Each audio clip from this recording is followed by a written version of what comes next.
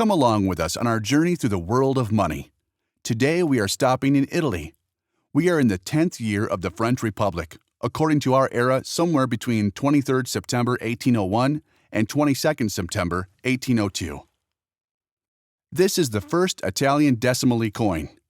I hope you are a bit confused now, because this doesn't look like an Italian coin. The inscription on the coin is in French, Liberté, Égalité. I'm sure you recognize it. This is the abbreviated motto of the French Revolution. The dating is also French. L'an X represents the 10th year after the abolition of the monarchy. And of course, the franc also has nothing to do with Italy. It was the French currency unit from 17th April 1795. And yet this is an Italian coin. It was issued in Eridania. Never heard of Eridania? That's not surprising, as the name was invented by the French. It was derived from Eridanus, the Latin name for the river Po. Eridania referred to the land surrounding the river Po, or as this new state was also known, the Subalpine Republic. Sub in Latin means below, so in other words, the land below the Alps. The French had established the Subalpine Republic. Or as the coin says, La Italie délivrée à Marengo, or Italy was freed at Marengo, which was, of course, the French interpretation. Many rulers saw it differently. The Austrian emperor especially feared for his influence in northern Italy. He had allied himself with the King of Naples, the Pope, the Russian Tsar, and the kings of Great Britain and Portugal to prevent further conquests by revolutionary France. Austrian diplomacy was expecting a quick victory, as there was chaos in France.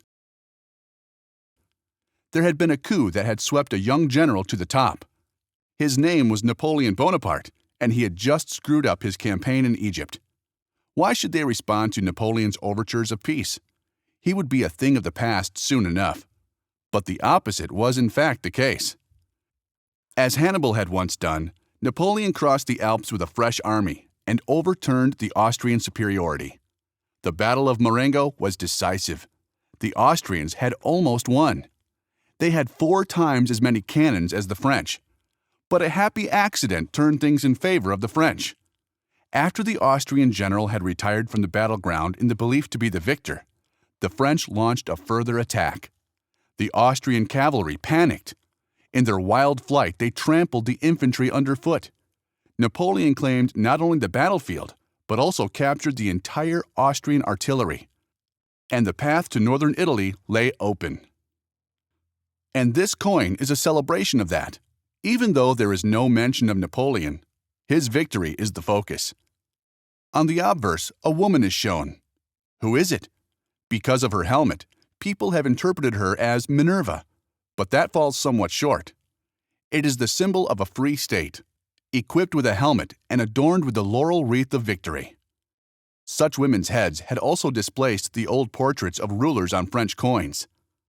With this victory coin, Napoleon promised his new subordinates freedom and equality. New laws, new weights, new measures, everything according to the French model. Many felt this only as a new form of domination. And indeed, on the 11th September 1802, France annexed the Subalpine Republic. From that point, there was little trace of freedom and equality. Thank you for listening. And you can find more podcasts about coins and money on the Sunflower Foundation webpage.